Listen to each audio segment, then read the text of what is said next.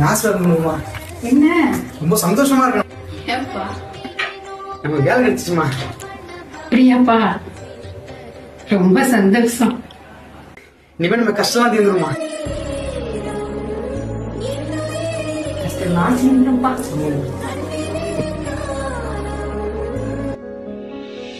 எதுக்கு மாமா இங்க கூப்பிட்டு அம்மாட்ட ஏன்டா போய் சொன்னேன்?